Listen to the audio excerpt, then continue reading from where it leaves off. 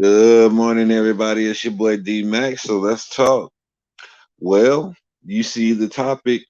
No means no. And I know what that usually means a lot of times when we hear that reference, but that's not what I'm talking about today. I'm not talking about sexual assault. I am talking about manipulation. I'm talking about control. I'm talking about those people in your life that just can't accept no for an answer. And if I'm not sure if you don't know a person like that, then you might just be the person. But most people know somebody who just can't accept no. You ever had that person come to you and ask you for something and you be like, nah, I really don't. Whatever explanation you give, or if you choose not to give an explanation, you just like no. And they continue to push, well, why? Or you could benefit from this, and they try to show you all the benefits that you can get out of doing this, or they can show you how much you can immensely be helping them and just pushing the issue even harder to try to force you into doing it. Some people will even try to guilt you into doing things using this manipulation and control tactic. And you have to be mindful of this, and you have to be able to establish firm boundaries with people like that, because if you don't, then you're going to find yourself in situations where you're doing something half-heartedly because you really don't want to do it at all in the first place. You were coaxed into doing it. And so if it's not done with a certain level of care, then sometimes it's best to not even involve yourself. And a lot of times we'll find ourselves in these types of situations. Say, like, a friend asks you to be the best man at his wedding. Well, you don't really want to do this. This isn't your area, so you kind of half-heartedly do it. The job of the best man is to organize the bachelor party and all of these things leading up to the wedding. He's like the right-hand man of the groom. And so if you don't want that responsibility, you know, um, you have to have the integrity to be able to turn it down. But a lot of us, we feel honored and we don't want to hurt our friends' feelings and stuff like that. And we'll accept that responsibility, and then we'll do a horrible job of it. And then we'll be, there could possibly potentially cause some tension between otherwise friends. And so we have to be firm on our boundaries when we say no to people. This is a tactic that's been used uh, in sales for a long time. I can remember on Saturday mornings, I'm just chilling, getting ready to watch some college football or whatever, and you get that ring at the door. You open up the door, it's that salesman or that sales lady. They got a Kirby in one hand and they have their little packet in the other. And they got that big smile and they're just ready to come in and do a demonstration on your floor. You do not want to be bothered. And they know that your initial answer is going to be no. And this is something that they're taught. And I know this because, when I was young, around about 18 or 19, I tried to sell Kirby vacuum cleaners. And this was the part of the presentation. And so one of the main things that they told us was that people's initial response is going to be no, but you have to push past that first initial no, and sometimes the second no, and sometimes the third no to get them to a yes. And this is not only applied in sales, this is also applied in people's regular lives. And we have people like this who will continue to try to guilt us into doing something when we initially told them no and turned them down. They may have a control issue. They may have a fear of rejection, but ultimately, what it shows is that they do not respect your opinion and they do not respect your boundaries.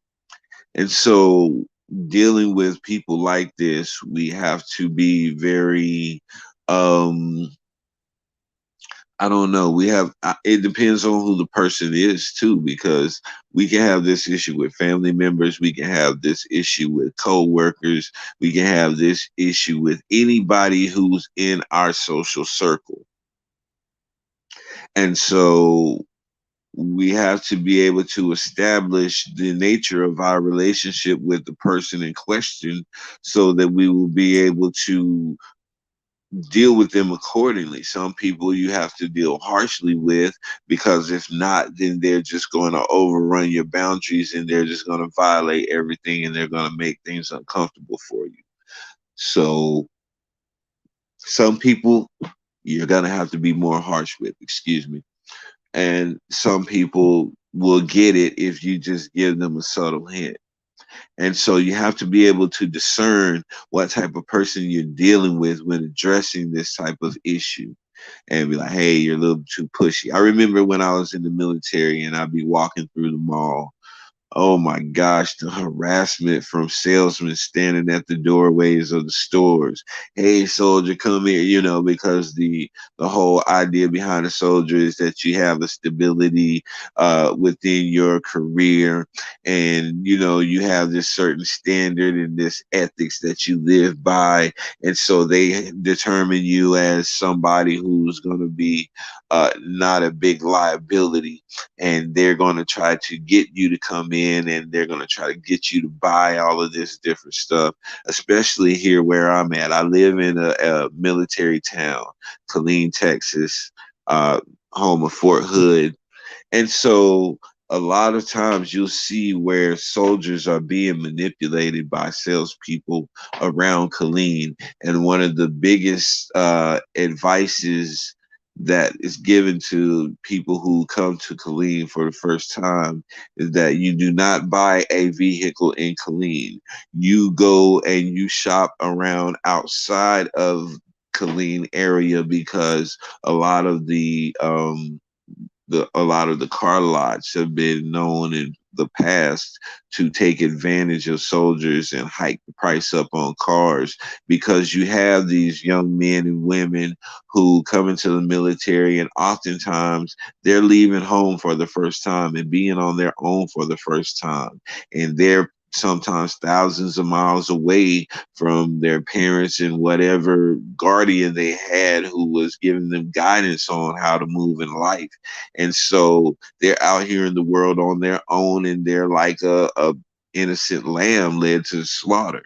And you have some wolves out here who take advantage of these people because they're opportunists like that, and they will take advantage of these young, naive soldiers who find themselves in a whole lot of debt because they don't know how to say no to these salespeople.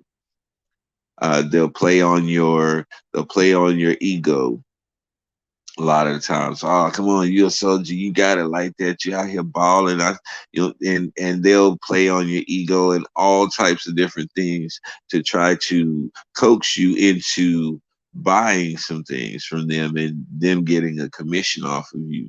And this is how they make their living, through manipulation. And so, can we really fault them because this is a taught behavior? This is something that they were taught to do. But then you have some people who just inherently does this. This is something that's just in them to do. This is their nature.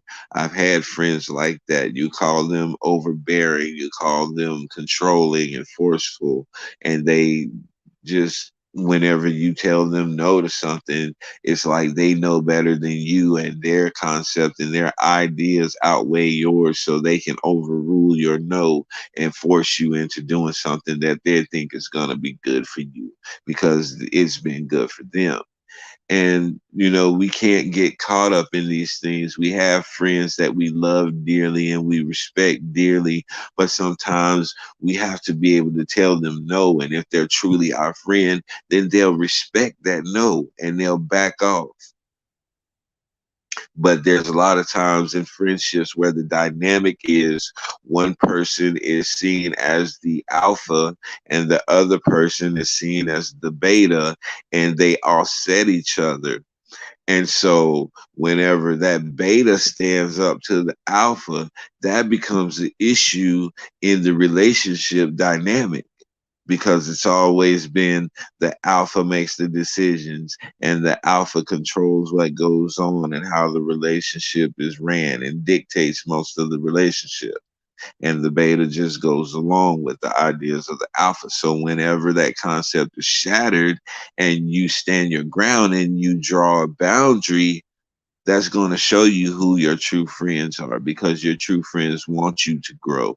Your true friends do not want you to remain naive and be a doormat and remain passive. Your true friends want you to have courage. Your true friends want you to be able to stand up for yourself, even if it's against them. And so we have to be able to determine who our true friends are, and that'll be shown whenever we have a disagreement with our friend or we correct our friend on a mistake. And how they respond to us is going to show you the level of respect that they have for you as a person. Um, I know with my wife, she's one of my greatest counsels.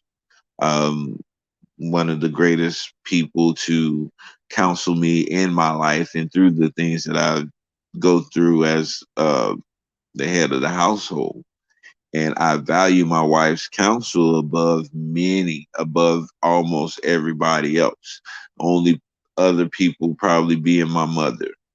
Um, but in this concept, you have to be able to humble yourself to understand that you don't know everything, and that somebody can give you information that can enhance your view and your perception of reality that you're dealing with.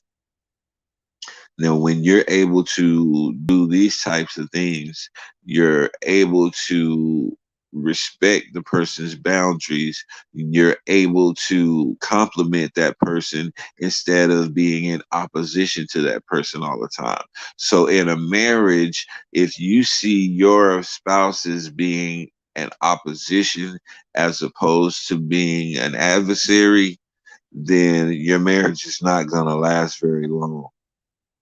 So having boundaries within your marriage, understanding each other's boundaries, having a safe word to identify when you're getting to that point of crossing a boundary is very, very critical in a relationship. That safe word is a word that is not accusatory. It doesn't have any it doesn't have anything that could cause further escalation of an argument. And the safe word could be something like honey, or it could be dear. Ours is yes, dear. When one of us say yes, dear, that's our way of saying, okay, leave it alone for now. We need to let this go for now, because we're not going to gain any ground based on how both of us are behaving right now. So it'll be best to let it go until we can calm down and we can come to an agreement, or we can agree to disagree. All of that is said within yes, dear. And the conflict ends right there. There's no offense. And we're able to continue to coexist with each other, and we're still able to be cordial with each other, even though we do still have this pending disagreement. This all plays out in life, and it works within the civility that we always boast about having as a society. If we're so civilized, then we should be operating in these things accordingly and mending the broken relationships between people in the United States, because the United States is divided in so many different areas that I don't see how it can be put back together. The United States is like a puzzle that's been broken down, and a couple of the pieces are missing. It's impossible to make that puzzle complete because there's something missing. And all of these pieces are still broken apart, and we're trying to put it together.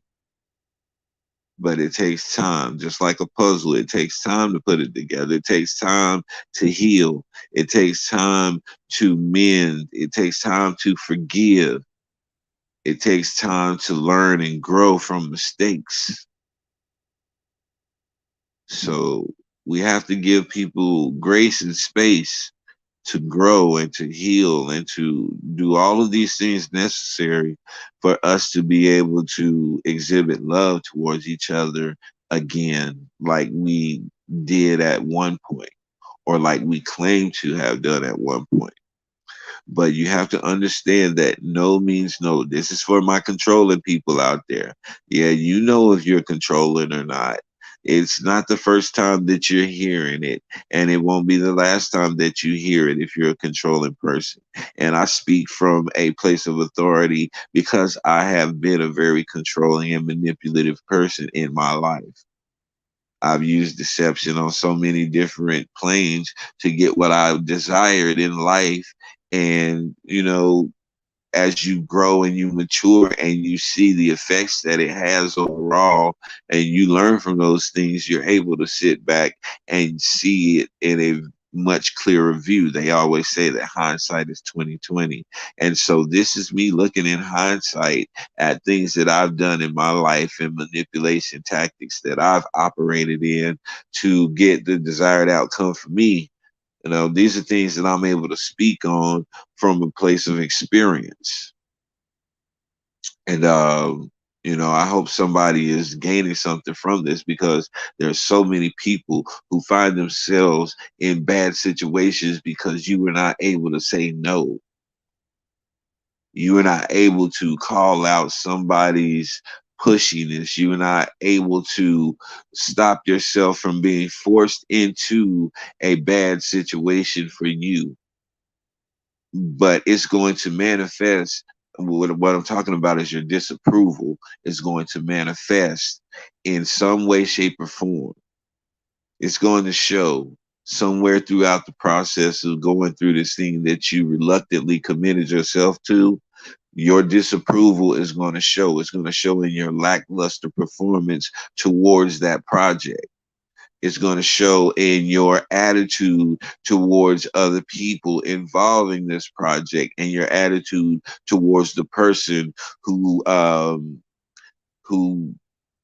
persuaded you into involving yourself into these projects. And so a lot of times this is something in Christianity that I tell a lot of people. You don't want people to feel like you made them or forced them to make a decision on Christ or make a decision on salvation. This is a free gift that is offered to people. When you have a free gift and it's a great gift, you don't have to force it on anybody. If I came up to somebody and I know that they're a gamer, or if they're not a gamer, and I have a brand new PS5 in the box, and I say, here, man, I just want to give this to you because I think highly of you and I feel like you deserve something in your life, man, and this will make your life a little bit better. It'll make you smile, and it'll take some of that depression and pressure off of you. So I just thought I'd give this to you. How many people would push against that and run away from that and avoid that and be ready to fight me because I offered them a free gift?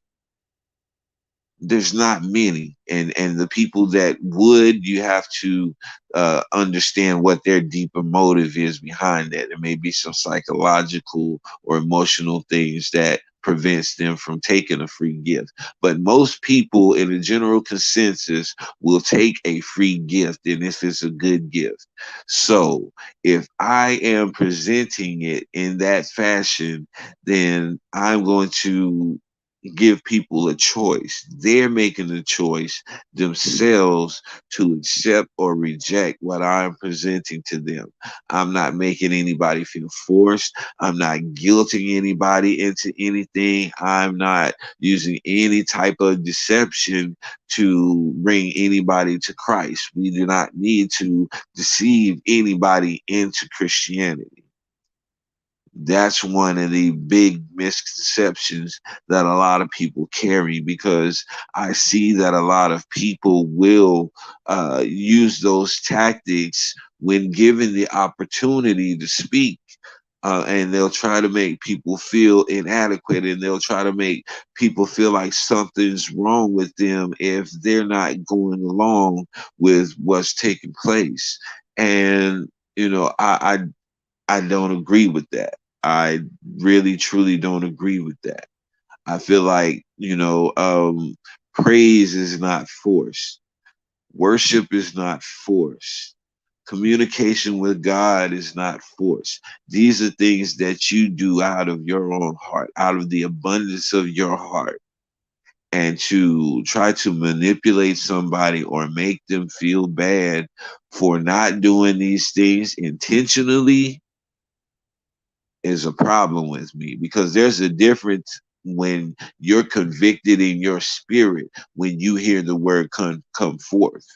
There's a difference in that and somebody using the word to try to manipulate people and make them feel bad. Then there's a very big difference in that. The difference in that is the intent of the heart. Whenever I'm speaking and I speak something that goes out and it convicts your heart, it's something that I don't know that's going on in your individual life.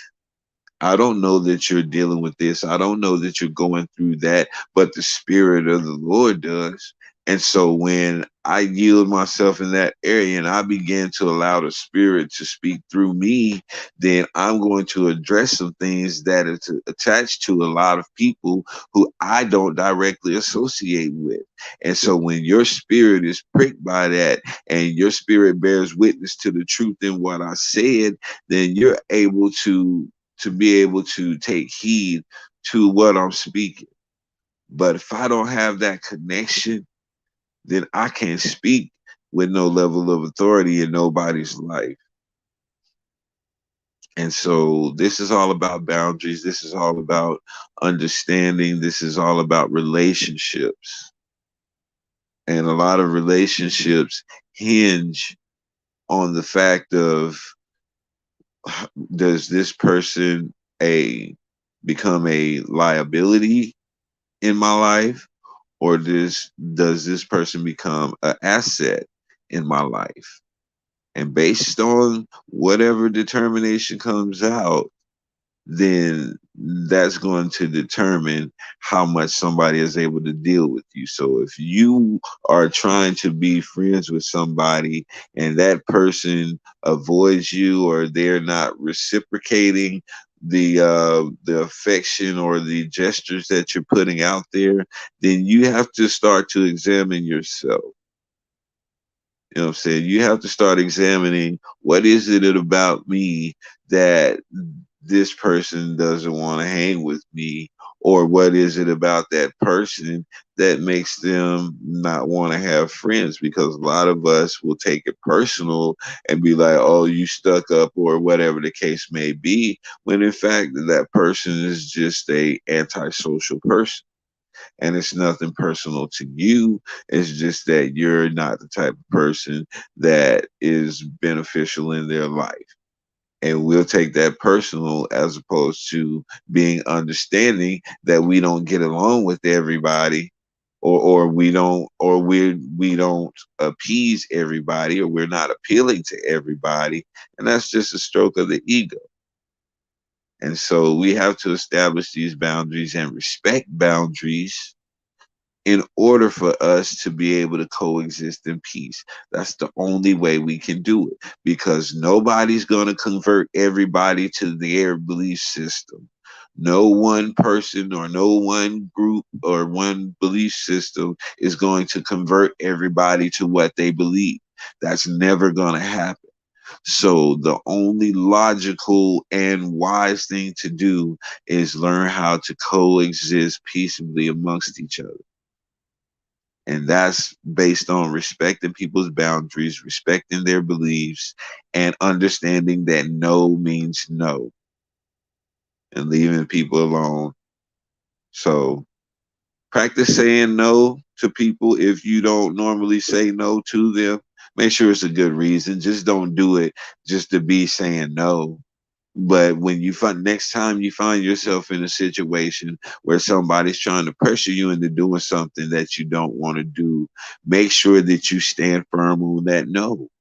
Don't cave in, because we see a lot of children who came up, and that's what a lot of these adults who do this is the background of it. They were children who would keep on pestering their mother and their father until they caved in. Mama, can I have this? No. Mama, can I have this? No. Mama, mama, mama, mama, mama, mama. We know that concept. And then they cave in. Boy, what you want? Yeah, go.